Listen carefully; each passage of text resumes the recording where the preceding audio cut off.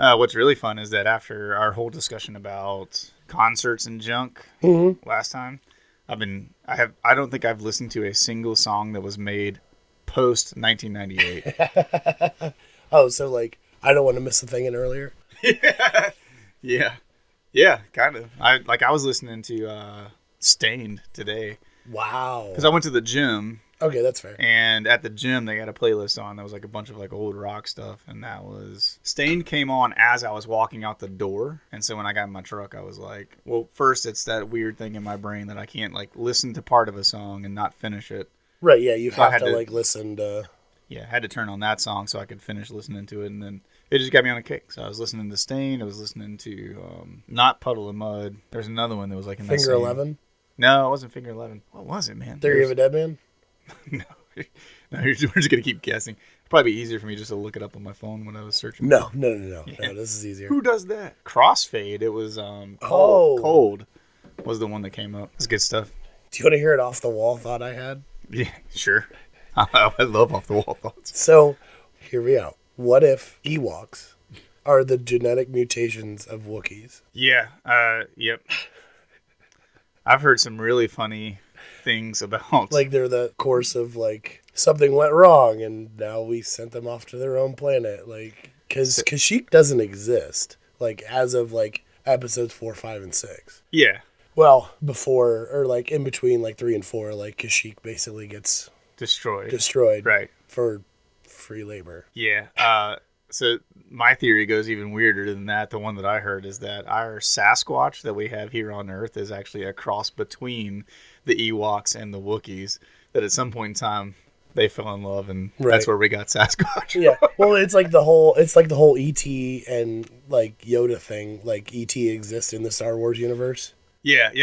Because he's in the council's like thing, right? There's like the same beings in the council, and like when he's trick or treating, or the Senate. That's what it is. In the big Senate room when they're sitting around, there's like 3 of them that are sitting there. And and like when they're trick or treating, like E.T. sees like a Yoda and is like, oh, like I know who that is.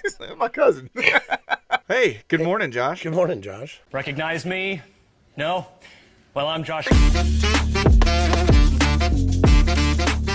I got suspended from school because of Josh. You're going to be there with me in every way imaginable, Josh. Josh is truly in a trance, yes. I went to high school with Josh, and I can tell you right now, he's a terrific kisser. Hi, I'm Josh. Josh, these are people's jobs we're talking about, Josh. Thank you very much. Hi. Josh walking in the door wasn't even close. Josh, you are a muffin-snuggling pirate puncher.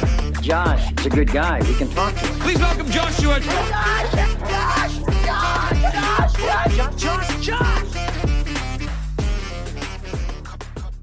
How are you?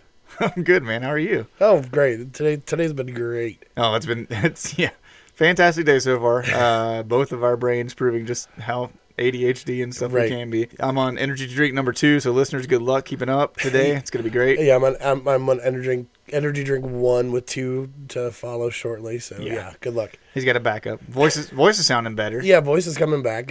I'm like at the the top of the roller coaster. You're in the front car. Yeah. And you're waiting for that last car to like unhook from the chain. Right. Like that's where I'm at, but it's like stuck. Just there. Yeah. Just it's right like there. You gotta love it. It's like being at Cedar Point. Yeah. Just sitting at the top of the ride. It's like the Top Thrill dragster. It keeps going up and right back down, right up and then right back down, and then once you think you're gonna get there, it goes right back down. Yeah. So that's that beautiful. It's just like that cough that you get after you get a cold and stuff. It just won't go away. Yeah, it just lingers. You're like, it's finally done, and then like 2 hours later, you start hacking again. You gotta love it. So I had a question for you. Let's go. This is one of my favorite questions. All right. You are instantly transported into the last video game that you played. Oh man. How long do you survive? I gotta think about what last video game I played was. Or if you can't think of the last video game, think about the game that you've played the longest, and you are integrated into that world. How long do you survive? How hosed are you? The video game that I've played the longest, meaning like just most hours spent in a game. I gotta think about that. See, mine's a toss up between 2. Okay. That I know I have a ridiculous amount of hours in. First one is Fallout. Like all the Fallout games I have, like Fallout New Vegas, I have 200 plus hours into that game. How long are you lasting in Fallout New Vegas? See, I don't know. I mean, it all depends on the hand that you're dealt in the post-apocalyptic world. Like, so if I'm in a vault, probably not. I probably, honestly, if I think about it, I probably have better odds of survival outside of a vault than I do inside of a vault. Okay. Because if you like go in, and this can be a whole topic of like Fallout vault lore. Yeah. Like some of those like were just set up as straight experiments. Right. So like you probably had a better chance of surviving post-war or post-nuclear apocalypse outside of a vault than you did inside of a vault. So got a little mutation going on, but we can hang out. Well, I mean, there's normal humans and stuff in the realm of out there. I mean, because it will only reach so far. Right. But yeah, so it's either that or, and I hate to say this, Subnautica is probably my second most logged hours in a single game, and I am not surviving that long in that game. Yeah. Like, it's not that I don't like the ocean, but I don't have like thalassophobia. Like I've been on cruise ships and like it doesn't bother me. But like when I'm in the water and I can't see the bottom, not because it's not clear. Yeah. But I just can't see the bottom, I'm done. Like, no. Like, that's funny. Have you ever like been in like a lake or a pond and like you like a piece of like seaweed or something like brushes across your foot and you're like, I'm done. I'm out. Oh yeah. I'm out. Yeah. So Like, the lake that I grew up going to, the only reason why I loved that lake was because they actually went through and every year they would spread this stuff in the water that removed the oxygen so that the plants that were in the water couldn't grow, right? And so I loved that lake because there was nothing like that. Like when you went in there, you just felt like a sandy bottom, and then it was like smooth sailing out in the water. I mean, it wasn't the whole lake. They did in certain spots and stuff like that around, right, where like, people the docks are and more everything. like So I always loved that about it, but I'm kind of in that same boat with you as far as like not liking water that you can't see the bottom. There was a lake near Liberty when we were at college there that we went to with some friends one time, and we went out on the boat, and it was a man-made lake where it was like valleys and stuff, and they flooded it, right? They dammed it up, flooded the place, and there were all these stories that people would tell you of like this lake's like incredibly deep, and down at the bottom of it, the trees are still standing. I mean, I've heard of like lakes and stuff like that. Like that terrifies me because they said that like people would go like scuba diving down in that lake and they got lost and died, all this kind of crazy stuff. And I'm like, and they're like, oh, you're like 40 feet over the top of those trees, and I'm like, oh, I don't care. Like you're not convincing me of anything. I'm not getting off of this boat. Right. I'm not going swimming. Like I'm not playing that game. Or you have a small lake that an oil rig drills into and drills in a giant hole. That's right. Yeah, big sinkhole. Yeah. You get washed down with it. Yeah. But yeah, that's the as far as like the video game thing, like man, I can't imagine being thrown into Subnautica. I was trying to think of what the last video game I played because it's been a hot minute. I was gonna say you're probably also like me, have a lot of hours in like Halo and that kind of thing too. So that would be like so I have probably like 3 games off the top of my head. So most recent game, as far as I can recall, because it's been, like I said, it's been a hot minute since I got to play. But most recent game I would say was probably Goat Simulator. Or First Descendant, which I think maybe First Descendant. I don't know. Was it? Because I think we played that after Goat Simulator. Possibly. Because like, I was trying to play it and my computer was if it's First Descendant, I'm toast. Yeah. Like I'm out like within like the first 10 minutes. If it's Goat Simulator, I mean that's a 50-50 coin flip. Like does the goat show up and wreck my world, or am I one of the humans on the outskirts of the map somewhere? That kind of deal. So I think I could survive a while in Goat Simulator at least. As far as like the ones that I've spent the most time in, the 2 games that come to mind are Halo. Right. Which begs the question: do I have Master Chief armor, or am I just like me in the game? Or you could be like that's the thing, like because there's like UNSC soldiers and stuff. Yeah, like I picture it as like you as you are. Okay. Get transported into the world. Yeah, I mean, again, I think all of that comes back to like where in that world you get transported to. But I would say not very long in Halo because I'm not combat trained. I've never used a needler or any of that kind of stuff, and so I could probably get wrecked pretty quick. As far as the other one goes, another game that I've actually spent a tremendous amount of time in was the Zelda Breath of the Wild. Okay. So my kid had it on her Switch, and we both played it. And I actually like got obsessed with it. I went through and I did every single one of the shrines that you could do in the game, collected a bunch of the crap. The funny thing is I did everything that you have to do to get all the way to the point of going to face Ganon at the very end of it, and I just didn't finish the game. I didn't go face Ganon.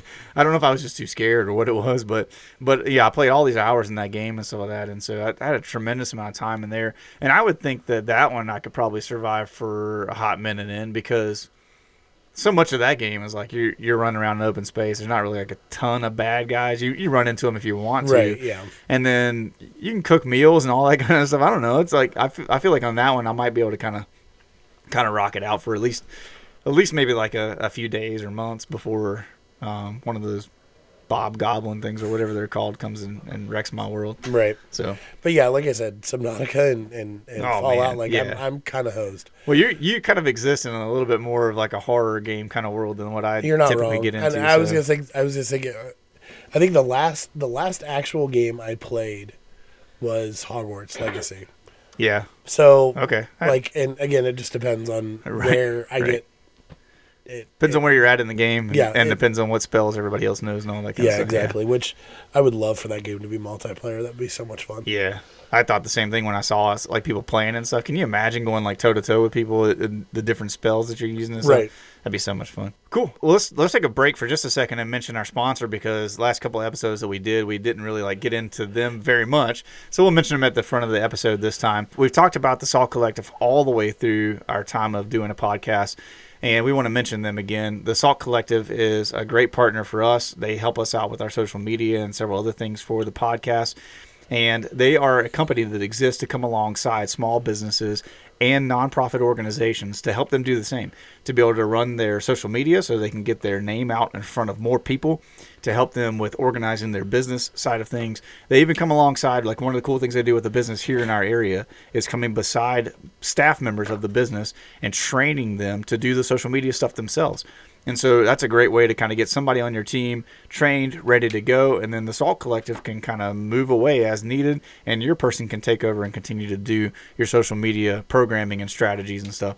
And so they want to come alongside you, help your small business. If you got a friend that has a small business, somebody you know that works with a nonprofit organization, they would love to have the opportunity to kind of just get to talk to you about what they could do for your company. So we want to push you over to RemainSalty.com. Again, that's RemainSalty.com. You can find out all the information about what the Salt Collective does there. You can go on Facebook, you can go on Instagram and search them up for the Salt Collective, and you can see a lot of the different things that they've been doing to help out with different organizations, some of the people they work with.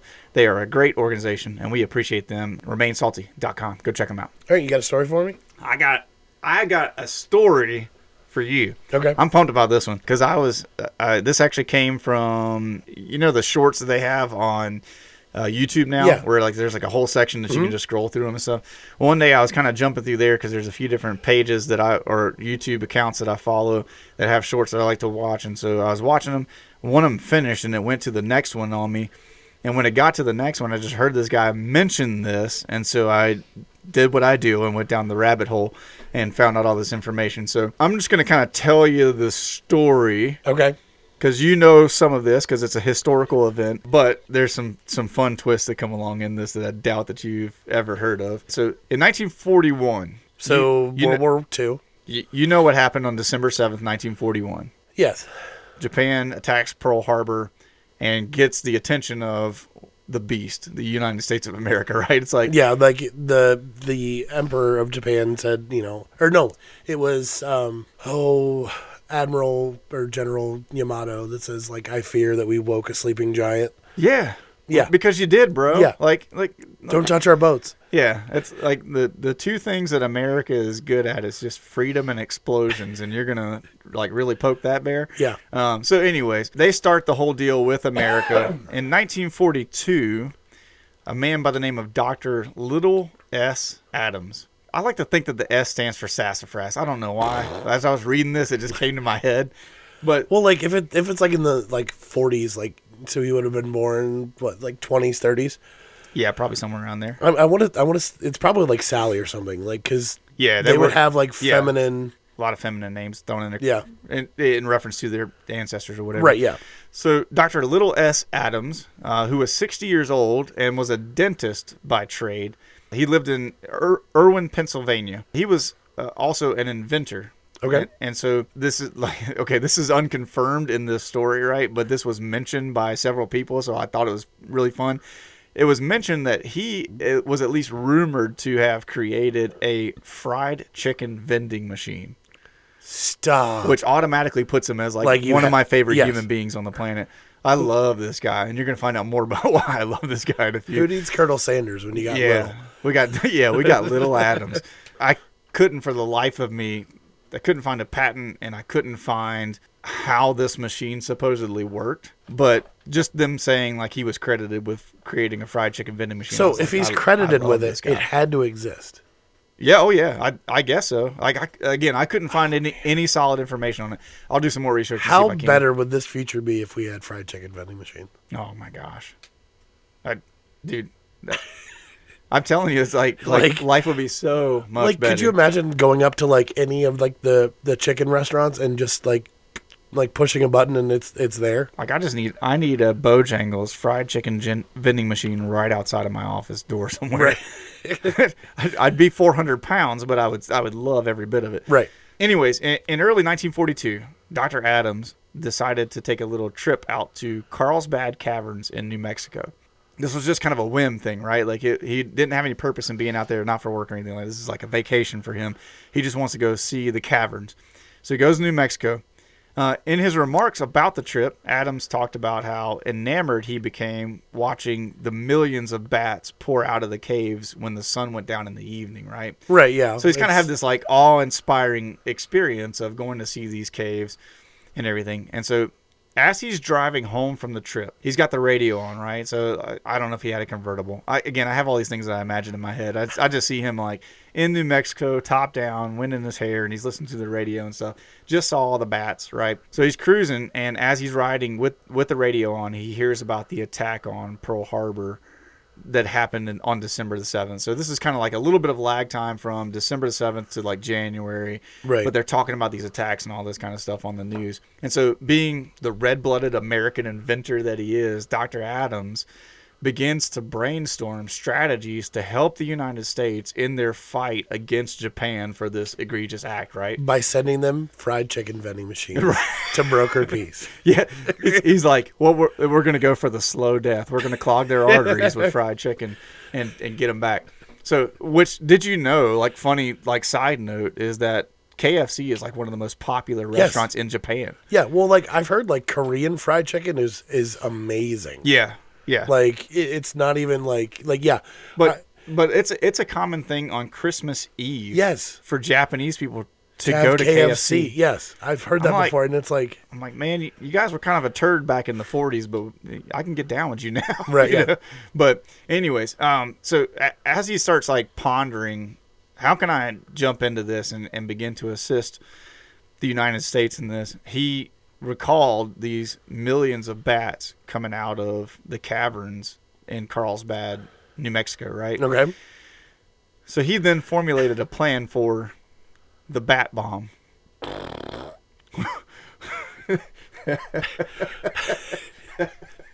Sorry. So Bruce Wayne? Like, yeah. You're just thinking like, man, so Batman's sitting around brooding in his cave one night, and he's like, bomb. he's like, how do we get back at the Japanese for what they did in World War II? Bring me the bat bomb. So would that just be a bomb to Batman, since everything? Yeah, has a right, bat right. nomenclature? Oh, what was the thing that I saw the other day that had? Oh, is Sebastian Wayne? Would you like for me to run some water in the bathtub? And he goes, what's a hub or whatever it was. Or like I've seen it, Yeah, like the Batman slapping Robin. Yeah, it's like, or Robin, get the battery. What's a turry? Yeah, turry. It's like he can't comprehend anything with bat in front of it. It's like the joke, like saying over when you're on a walkie-talkie, like over. Yeah. What? Yeah. This conversation is over. This conversation is what? Wait, you mean I have to say over if it ends in over? And That's if it ends in what? So the goal of this project was to drop, and I want you to, this is so good, The goal of this project was to drop numerous live Mexican free-tailed bats, each carrying a lightweight incendiary canister on suitable Japanese targeted areas. The unusual weapon system was never put into use, but the bat bomb... Whoa. So by you saying it was never put into use, So means it was considered. Oh, just wait. No. Just wait. The bat bomb canister would be used to drop from high altitudes over target areas. As the bomb fell, so think about like a full-size bomb now. Right. This is not like this is not just releasing the bats like from the plane. But why wouldn't you? Like, they already fly. Well, but they can't because of the wind speed of the plane and stuff like that. The bats would just get wrecked in the washout and stuff when they come out. See, that's why you got to use Peregrine Falcons. So the way it worked though is that they basically created these like what we think of as like a full size bomb, and inside of it were all these compartments that the bats were kept in. And so he actually figured out like all this stuff about the bats, like under a certain like temperature and stuff like that, the bats would basically like hibernate. And so they would keep them cooled to this temperature. But when they dropped the bomb, as they dropped, the temperature would warm up enough that the bats would wake up. And so like, they did all this science and stuff like that to figure this out. Put these bats in all these little individual things inside of this big bomb. They would drop the bomb. And so as it was slowed by a parachute, and as it dropped at 1,000 feet in altitude, the bomb would open up all of its compartments, and these bats would flood out of it with all these incendiary devices on their backs, right? But the way the bats are, like, the way they function basically is bats would only fly within like a 20 to 40 mile radius of where they were released from the bomb, right? So they would drop them, like the intention was like, we're going to drop these over top of populated areas in Japan. When the bats come out, they will naturally go and seek the best places to roost, which in the Japanese structures, you know, the way that like all their houses were built with those X pieces on the top and stuff, there were always ventilation spots up there, and they're like, they'll go roost inside of those ventilation spots, and then we have all the incendiary devices on timers. And when the timer goes off, basically like an entire city in Japan would just be set ablaze. Like they would just burn the whole thing. And so, yeah, dude, I know. And so... And they say we have a problem with government spending now. Oh, dude. Yeah. So the napalm devices would all like go off simultaneously, and then these small fires would eventually turn into like citywide fires, right? So they were experimental things that they started. They legit tested these. They dropped them on like you know how they do like the nuke towns where they test out nuclear devices and stuff like that. They created towns like structured after Japan, and then like set these bombs off on them. And sure enough, they had some success in like burning the towns to the ground because of these bats roosting in the different parts of it and stuff. And so just like some more information, the bombs consisted of a bomb-shaped casing with over 1,000 compartments in each one. Each contained a hibernating Mexican free-tailed bat with the small incendiary device on its back. It was dropped from a bomber at dawn, right? So when the bats would normally be like taken off to go do their flights and stuff, they would drop them. The casings would deploy a parachute. It would open up. The bats would fly within that 20 to 40 mile radius. And then all the timers would go off, and they would set everything on fire. And so the United States, the crazy thing is that the United States Navy took control of this project in August of 1943 using the code name Project X-Ray, which I don't understand why X-Ray was part of it. Now, I wonder if it was because of the way the structures, and I got nothing. Yeah, I don't know. Well, I mean, the nuclear project was the Manhattan Project, so I mean... Right. Because they talked about, like, in this, too, that, like, all the Japanese structures were wood and paper, right? So they, like, I mean, it was just a tinder box for all that kind of stuff. And so, it seemed to work pretty well and when they tested and everything. But here's the great thing is, so Theodore Roosevelt is president at the time. Because of Adams' wife, I believe it was, she had a connection to Theodore Roosevelt's wife. So when this plan was brought up, there was a letter that was sent by Adams to Roosevelt saying, I got this idea for a bat bomb.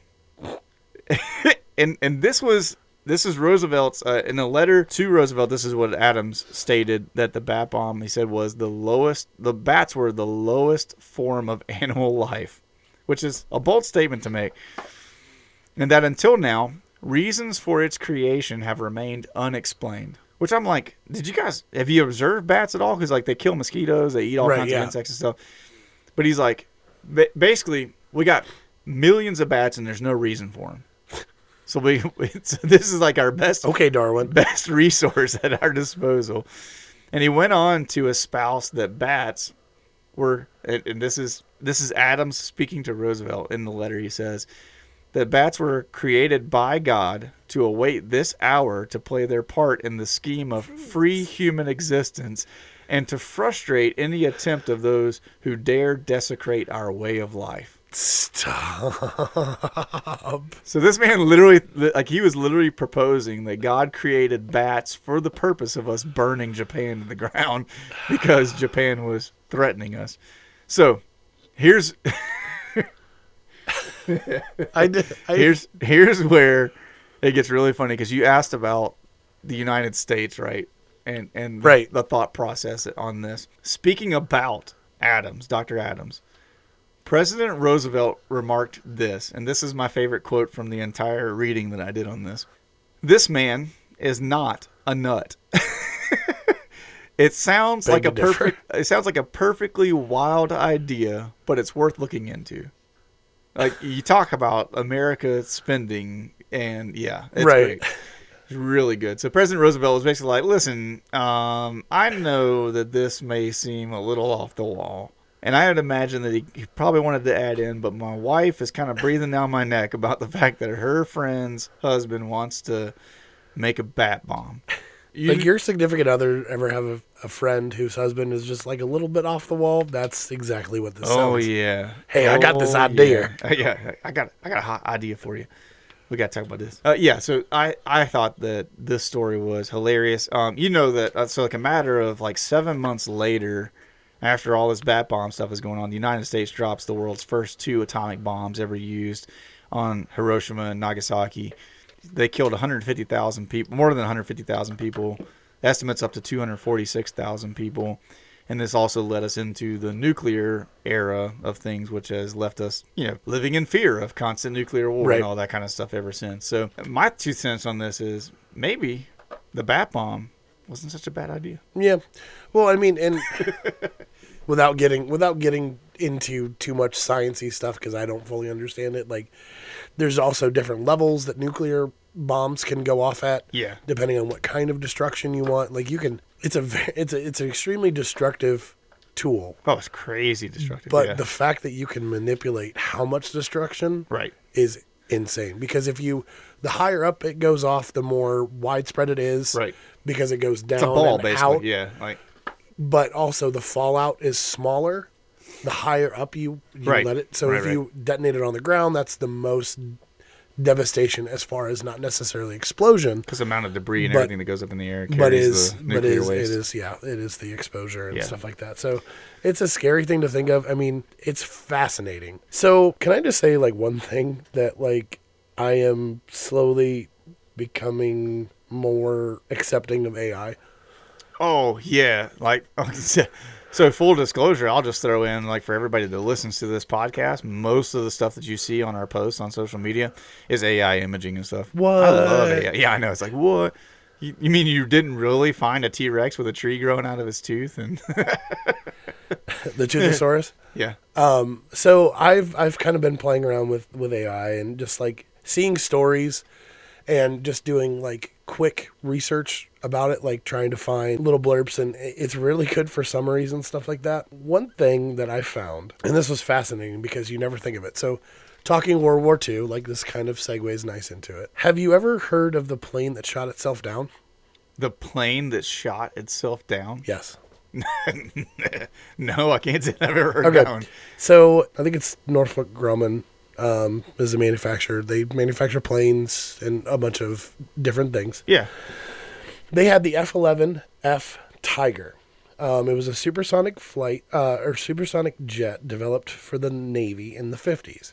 Okay. So fresh off of World War II. Supersonic means what? It's going Like how faster than Mach 1, which is faster than the speed of sound, right? Yes, That's faster what than Mach the 1 speed of is. sound. So, Yeah. okay. So it can go Mach 1 plus. Give me a few minutes and I'll tell you the exact speed. But Okay. so the incident occurred on September 21st, 1956. So it was a test flight piloted by Tom Aldridge. What happened was everything was good. They were conducting test flights and everything like that because, even though it was developed, this was the first iteration of it, so it was built in 1956. So Okay. they're testing, getting all the bugs out, Sure. all the performance and things like that. This particular test, the pilot was testing the 11F's 4 20-millimeter cannons. So basically machine guns. Well, yeah, 420 millimeter. That's a hefty chunk of lead. Like, well, 4, yeah, I know. I'm saying like 20 yeah. millimeter. Right. Yeah. That's what So I'm saying. a decent That's for decent big guns. cannon fodder. Yeah. For whatever reason, he decided to conduct this test in a shallow dive at supersonic speed. Okay. That sounds So as the just plane, on my basic knowledge of how physics works. Right. Maybe not the best. so as the plane continued to descend, eventually it intersected the path of the bullets. Yeah. So it caught up to the bullets that it fired out of the gun. Right. So the bullets then struck the aircraft, causing significant damage to said aircraft. Yeah. Somebody should have told. What was So his name? Ricky Bobby. He's in there like, I want to go fast. Yeah. And he shoots bullets out, catches up to him. Well, and, the fact that he shot the bullet, like if you're going in a straight line, that's fine because usually what right, happens, because like there's bullet drop, right? there's bullet drop, but apparently he followed the trajectory or was too fast. Well, I was going to say allow he's- the trajectory You said he's to in a happen. downward slope, right? So Yeah. he's supersonic, going at an angle towards the earth, Right. Firing bullets out of a gun. Yeah. And most bullets, most of those bullets, I'm sure at a 20 millimeter cannon, they're probably coming out supersonic, but then they're going to slow down as they meet wind resistance and everything. And so he's Right. firing bullets and then overtaking them basically like as he's flying. Yeah. So Mach 1 is 741 miles an hour.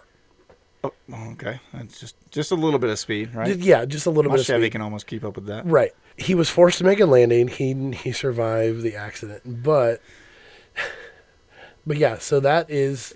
Can you just imagine the conversation though? Like I'm getting shot at. I'm he getting shot at. crashes this plane that's millions of dollars. I'm Right. assuming like And probably back in the hundreds 50s, of millions. yeah. Yeah. And so he crashes this plane. He survives it. He gets back to the office, and the commanding officer is like, "Hey, did you happen to think about the fact that you're going Right. 770 something miles an hour, and that bullets maybe just don't go that fast after Right. a certain amount of time?" So yeah. So this is the only known incident of. I mean, I'm no rocket scientist, but I can kind of look at that and go, that seems like maybe there's a flaw in this plan. Right. Believe it or not, the fighter had a very short lifespan. No. What? So its service years was 1956, which is the year of the accident, Yeah. to 1969, and it was out of production. A whopping, probably once they got everything built, maybe a 10-year lifespan on this aircraft. And if you think about it, like we still have aircraft in service that from, were like, built way back in the day, yeah. in the 50s, 60s, Yeah. like the B-2 bomber, or not the B-2, the B-52 Stratofortress. Right. Like they still have those. When they're finally starting to like phase out the C-130s and stuff that have been in service since World War II. Right, and unfortunately, they're also starting to phase out the Warthog. Which, Maybe not World War II. I don't remember exactly when the C-130 came in, but yeah, but that. I think, yeah. well, I know at least Vietnam. And the AC-1, the freaking Warthogs. What a terrifying plane that is. Well, Still- now have you seen the plane that's replacing the Warthog? No, gosh, if it's replacing it, I can only imagine how terrifying that is.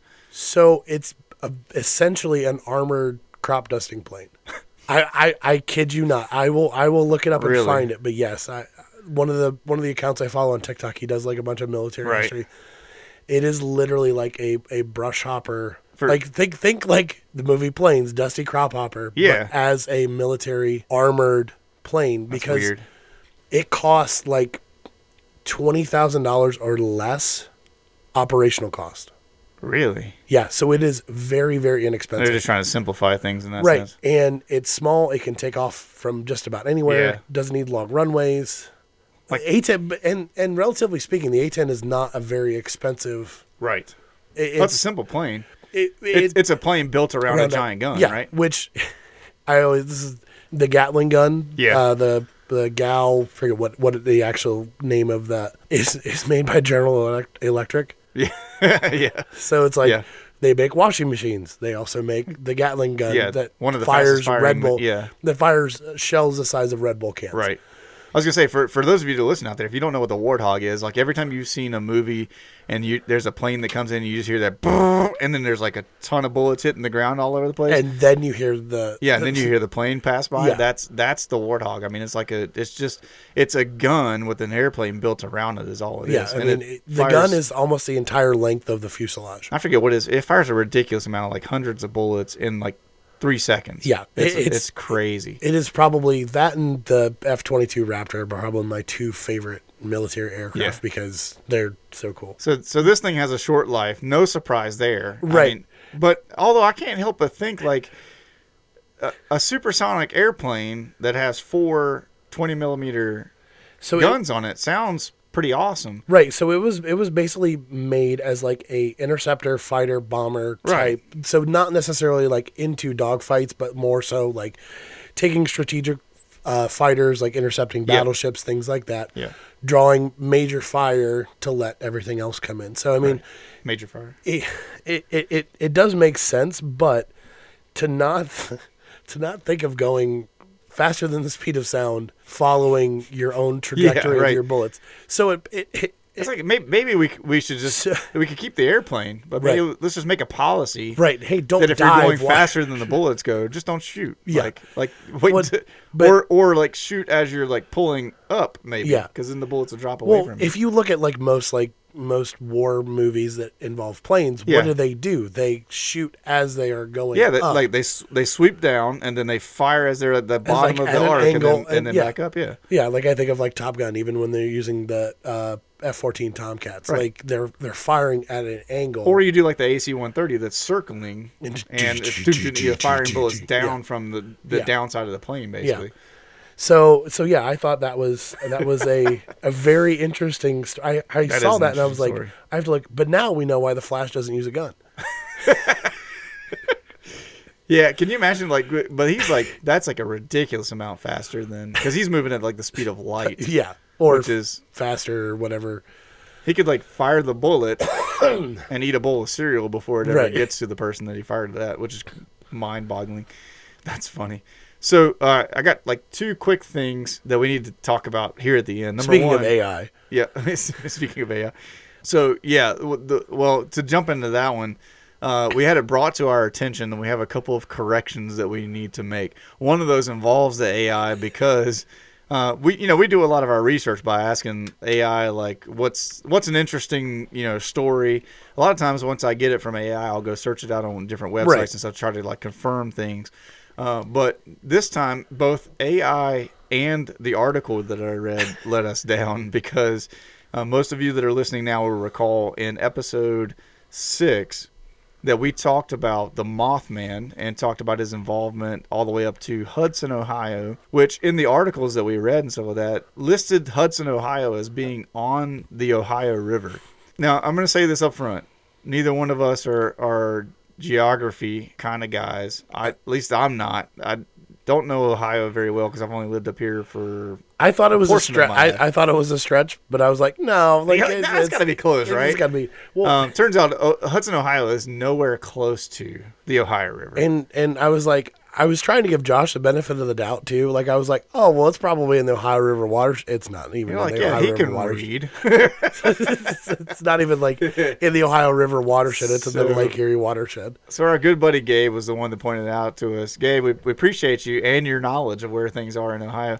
Gabe works all over the place in Ohio, so he he grew up here, so he knows a little bit more about it than I do. But I appreciate you pointing that out. We apologize to anyone that we offended with the location of Hudson.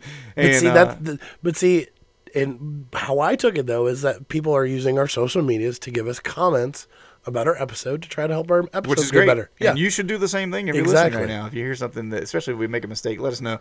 But yeah, so that goes back to my previous statement, I think in episode 6, maybe episode 7, of saying don't trust anything that you read. Right. Online. Yeah. Exactly.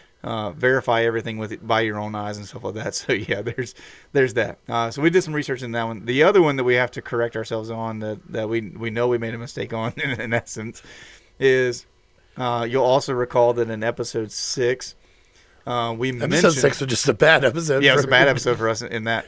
But we also mentioned at the beginning of episode 6 when we asked the question about fighting 11-year-olds, we mentioned that Josh's son and another friend of ours' son, we talked about their heights. Because we were saying, like, depending on the kid, Right, that could like mean height, a lot, yeah. and how much you could fight them and stuff. And so we're not going to mention any names. We're not Because going we to didn't say, in the episode. yeah, we didn't say it in the episode, but the family of the kid that we were talking about figured out who it was. And they contacted us, and I got a message from the dad, who's a good friend of mine. And he said, hey, I just want to let you know, we measured him, and he is over 5 feet. Because Yeah, I he's like stated, 5'1". I stated in the episode that he was under 5 foot. 4'11", I think. Yeah. Like, And so he let us know that he is over 5 foot now. So we want to correct ourselves. You know who you are. We apologize. You are a full grown or normal sized human being now. So we'll give you that. But yeah, thanks for clarifying that with us too.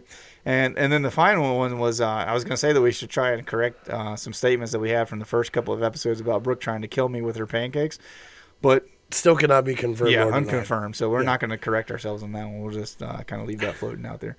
But final thing for today's episode, for episode 9, was our world's largest. And this is one that you knew about because you mentioned this when I brought up the idea of doing the world's largest. I think this was actually the only one that I knew about. Yeah. So this one, no surprise to you, the world's largest picnic basket is located in Newark, Ohio. So I'm going to give a little bit of a caveat to this one and let everybody out there know that the world's largest picnic basket is a building. So it to me, it's kind of like, I mean, Krabby was an amphitheater. Like, they did show movies and stuff in there. that's true. Like, so, That's true. I can't argue against that. Oh, So- and speaking of which, did you see? I think somebody commented that how they took Krabby apart was like by chainsaws. Yeah, Joe Yeah. mentioned to us that that they actually took the way that they disassembled Krabby originally was they literally took chainsaws and Which- just cut Krabby into pieces to My make it more boy. manageable. It's like, come on, man, you're gonna hurt my boy Krabby like that. Yeah, right. But anyway, so it is a giant wicker basket building. Yes, yeah. So it looks like a wicker basket, but it's a full-fledged office building. Right. So it's located on Route 16 in Ohio, just east of Newark. And so just to give you some dimensions so everybody can kind of wrap your heads around this, it is 192 feet in length, 126 feet wide at its base, and then the top of it is 208 feet long and 142 feet wide. So it's larger at the top than at the Right, bottom. 'cause it's which, shaped I mean, like a makes picnic sense, basket. yeah. So here's what impressed me is that the interior of the building is 185,000 square feet. Like, put that in perspective, my house is like 1,400 square feet. So it's massive. It's a huge building. Right. It sits on 21 acres that belong with the building. So it's a pretty good sized piece of property and everything. You know this because we talked about it earlier, but the basket was the Longaberger's company's headquarters for like the longest time. From the time it was built all the way up until I believe it was like 2016 or 15, somewhere in that ballpark. Right. And so the Longaberger company was primarily known for making baskets. So that's why they used the design back in 1997 when the building was built. They wanted it to represent what their company was all about. So they built it to look like a basket. Something cool that I found out about the Longaberger company as I was doing this research for this one was that their baskets have been used as gift baskets in events like the Academy Awards and the Emmys. So they're kind of like a big deal to a degree. So I know you were saying like your mom has we have so Longaberger many baskets and we stuff. have so many at the house. And it's crazy. a weird thing because we've talked about this before on the podcast, but I'm a North Carolina transplant to Ohio, and so there's many different things about Ohio that are just kind of strange to me. And I remember that being one of the ones is like I've had people ask me before, "Oh, do you have a Longaberger?" And I'm like, What'd you call me? yeah, it's like I'm sorry, I'm gonna need some more information. And they're like, oh, they're baskets, and to me that just seemed like the wildest thing, because like people in the South have their things, Right. I'm definitely not dissing on that, because there's plenty of things in the South that like Southern women in particular will collect things that you just kind of go, why, right? Like, what's the point in this? Or like the people that, and no shade if you do, like collect spoons. Yeah, that's a wild one to me. Like wherever they go, they get a little silver spoon or whatever. And the South, one of the creepiest ones is dolls, like porcelain dolls and things along those lines. Nope. Saw a lot of those growing up. The precious moments. Oh my gosh, yeah. Which I know that's not just the South. That's kind of like an everywhere thing. Everybody's grandma's got like 30,000 of those on a shelf somewhere. Yep. So, but I just thought that was interesting that they've been gift baskets at the Academy Awards, the Emmys, like all these different kind of famous things. So the information about the building, like currently, is that through a series of mistakes and decisions that the company made, they began to decline a while back, and then eventually they reached the point where they stopped paying the property taxes on the property, and the employees of the Longaberger company were all moved out of the basket-shaped building in 2016. And so after a couple of years on the market, the building sold for $1.2 million in 2018. That's it? I thought, seems like a steal, right? And Until we find out how much Krabby was sold for. Yeah, right. Yeah. I'm sticking with, if you paid more than the dollar, probably too much. So in $1.2 million in 2018. In 2019, they had a thing where people could kind of come in and do like a tour of the building, like come in and see it, which I thought, this is one of the wildest statements I found surrounding that. It was an office building, like. Yeah, but they said that they're, and granted, this is a woman who was in charge of the historical society that was in charge of this event, right? Uh-huh. She's like, people were hugging and crying because they were back inside of the basket. I'm like, sounds like a basket case. Yeah. Yeah. So in January of 2021, the building was back on the market for $6.5 million. So in the course of like 3 years, which granted, there's been the boom happened during that time in real estate stuff. But almost a $5 million increase. 3 years, and they're looking to get $5.3 million more than what they paid for the building. Anyways, I say that to say, if you're one of our listeners and you happen to have a cool 6.5 floating around. Is it still on the market? I don't know, but just hear me out. Like, I think if we offered $6.5 million to the people that bought it, maybe we could get this picnic basket and we'll just turn it into something like Basket Cases Church. I'll be the pastor, you know?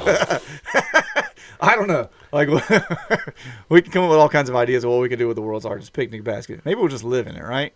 Yeah. Let's go in and turn it into a Everybody has their own floor. All of our friends get to live with us together in the world's largest picnic basket.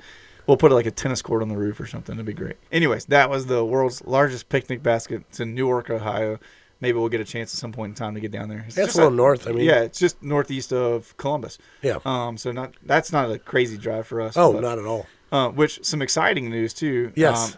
As at the time of recording this, we are like just a couple of weeks away from actually being able to head down to Loveland, Ohio. So probably, I think when this episode comes out, it would be the Monday after we go. Yep. If my brain like is, as you guys are listening to this, we will have just gone. We will just be getting back by the time you're listening to this. Loveland, Ohio, and we are going to stop and see Krabby on our way down, and then we are going to get to go to the Loveland Frogman Festival, which we are pumped for. And so, as you're listening to this, we are probably like putting together stuff to be able to put on social media. Yep. Because we're planning on kind of not like super vlogging, but we're going to vlog to a degree the whole experience and stuff, and kind of put it out there so you guys can see what we go and experience and all that. So.